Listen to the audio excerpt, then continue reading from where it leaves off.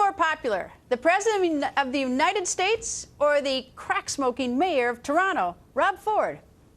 They wanted to get rid of this guy. They tried to get rid of this guy. They made fun of this guy. They laughed at this guy. They were all over this guy to quit. And his approval numbers are back up to 47% in Toronto. And his approval numbers are higher than Obama's. The crack-smoking mayor of Toronto's approval numbers are higher than Obama's. Oh, right. Yes, he is. It is true. A recent poll of Canadians show crack-smoking Mayor Rob Ford's approval rating has rebounded to 47%. And now the latest Gallup poll shows President Obama's approval rating, well, a mere 41%. Ouch. So why is President Obama less popular than a crack-smoking mayor? Well, we can't explain Canada, but we can tell you about President Obama and his low approval rating. It's all right in the president's last State of the Union address. Flashback to the promises. First, the big raise promise. The president promising to raise the minimum wage in stages over the next few years. Also, the promise about keeping jobs in America. A big promise to wipe out tax breaks for companies that ship jobs overseas. Plus, the promise about stricter gun control, an assault weapons ban, and background checks for all firearm purchases, all on the agenda. And he also promised immigration reform. So how many of these State of the Union promises did President Obama keep? 0. And if he had kept some of them, would his numbers be any better or might they be worse? Karl Rove joins us. Good evening, Karl. Evening, Greta. Karl, there's just something about being below, having your approval ratings below Rob Ford. I don't know. It's just that's just not the place where I'd want to be. Boy, you'd expect the people of Toronto would have lower expectations for their mayor, but apparently he's meeting and exceeding the expectations of nearly half the people in the city. You know, you look at the promises that the president made at the State of the Union. We obviously went back through the speech, and jobs. The things that he promised, it didn't happen. The things that the tax reform that he was going to implement didn't happen. Yeah, you need to look at the president's State of the Union address last year in a broader context, because it was preceded by a couple of weeks by his inaugural address, his second inaugural address, and it's really instructive. First of all, you got to take all the promises into consideration. In the inaugural address, he spent most of his time talking about climate change. In fact, he devoted 3 sentences of 45 words to the economy, and 1 sentence of 19 words to deficit reduction, and then 155 words into how entitlements were going to be cut. The principal focus was climate change. The secondary focus was what he called this generation's tasks: equal pay for women, gay marriage, an end to voter ID laws, immigration reform, and gun control. And you're right. So you take the promises in the State of the Union address and combine them with the promises in the inaugural address, which are at odds. I mean, in the inaugural address, he didn't pay any attention to the economy.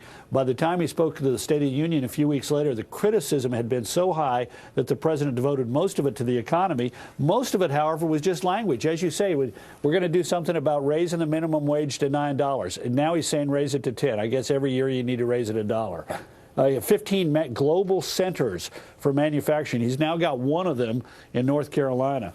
Fix It First, a fund for transportation and infrastructure improvements, $50 billion, never happened. The Project Rebuild, $15 billion to tear down buildings and clean up inner cities. No, it didn't happen. Wind, solar, geothermal, additional subsidies, didn't happen. Research into different kinds of ways to fuel cars, a new mortgage program, a brain map, which he talked about in the State of the Union, and then pre-kindergarten for every low and moderate income child in America, which he didn't cost out in his speech, but what it might have been as much as $100 billion a year. Virtually all of these did not happen. The ones that did are just itsy-bitsy tiny things.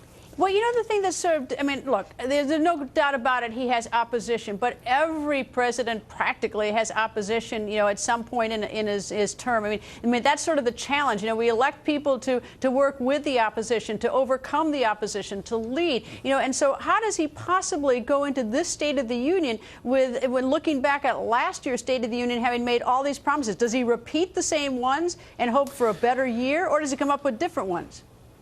Well, I think he comes up with new ones and has as much success in getting them done as he did last year. Remember, his problem is not just in 2013. His problem is 2012. He ran for re-election not by articulating a positive and optimistic agenda for the future, not by trying to bring the country together, not by extolling what it was that he was going to do, but instead by basically trashing his hapless opponent, Mitt Romney. So he came into his second term with relatively low approval ratings. Remember, a year ago, he was at 52% approval after winning re-election, but basically slightly the same, roughly the same percentage that he got for his re-election, just a little bit more. That's not normal. And then he conducted himself in a very partisan fashion.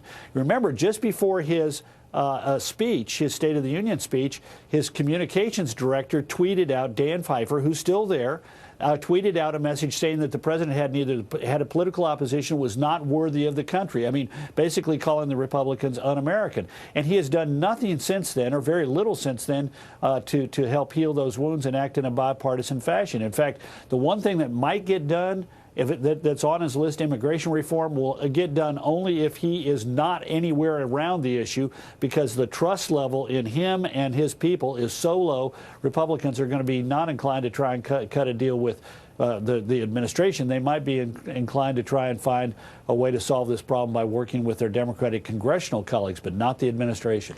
Well, I also thought the critical leadership failure was in the first week or two when he became president, 2009, when he said to his opponent that he had won and that they essentially could do our way. Is that, I thought to myself at the time, that is like the worst thing you want to do if you're trying to sort of reach across the aisle and try to massage your opponent into going your way, is to start out by saying, tough luck, I won, you're out. Yeah. Well, and it wasn't just I won. It was like, shut up, because I won and I'm not going to pay any attention to your ideas. And the president needs to establish a tone.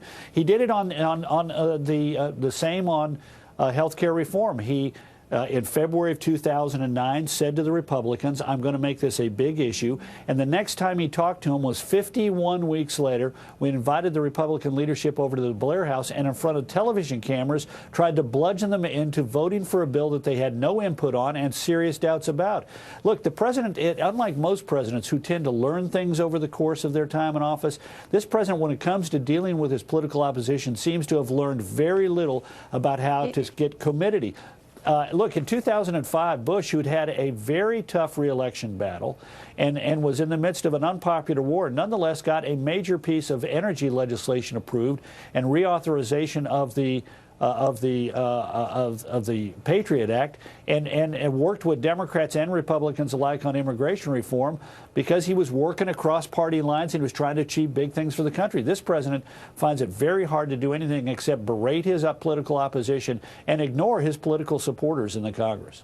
All right, let me ask you then about the Tea Party news. We now know that Senator Mike Lee will deliver the Tea Party response to President Obama's State of the Union address next week. Now, in 2011, the Tea Party started giving its own response, starting with Representative Michelle Bachmann. She gave the first one. The following year, Herman Cain gave one, and Senator Rand Paul have all given Tea Party responses. Carl, is there a schism or problem within the Republican Party because we're going to have a Republican Party response and we're going to have a Tea Party response? Look, I think that's fine. Remember, this is not, quote, the Tea Party. This is the Tea Party Express, one group among several different national groups. This is not necessarily a consensus of all the major Tea Party groups. Tea Party tends to be very decentralized and very localized, but there are 4 or 5 national groups that have sort of put themselves on the landscape, and this is the selection of one. But no, I don't think, to the degree that it gets attention, it gets attention to a healthy new strain in American politics, and I think that's productive. I said last year that I thought it was very smart to put forward Rand Paul, who's a different thinker. He's got an out-of-the-box way of looking at things and is a very strong proponent of a new approach, and I think that's healthy for political parties. You cannot stagnate. You got to continue to look for new answers, new ideas, new blood, new leadership, and that's a healthy thing. But it does say, okay, that it does say the Republican Party has given its response, and Tea Party is saying, well, we don't quite agree, so we have our own response. And typically, you think of Tea Party voters as being a division of the Republican Party. Well, it's not going to be fine come election time if the two are at odds with each other. Well, two things. One is, is most Tea Party members that I come to would bridle at the suggestion that they're an adjunct to the Republican Party. They want to keep the feet of people in both parties to the flames on big issues that they care about. And the second issue is that a lot of Tea Party members, at the end of the day, will find themselves far more in agreement with the Republican candidate in their district or state than with the Democratic candidate. And that's what it's all about. We saw that in 2010. We saw it again in 2012 when self-identified Tea Party members and people who are not Tea Party members but identify with the movement or support the movement or applaud the movement voted overwhelmingly for Republican candidates. And I think we're likely to see that again this year, because on the big issues, are you in favor of Obamacare or you want to repeal and replace it? Are you concerned about the deficit and debt, and do you want to do something to rein in government spending, particularly entitlements? There's very little difference between most Tea Party members and most Republicans, and a lot of difference between those two groups and the Democrats.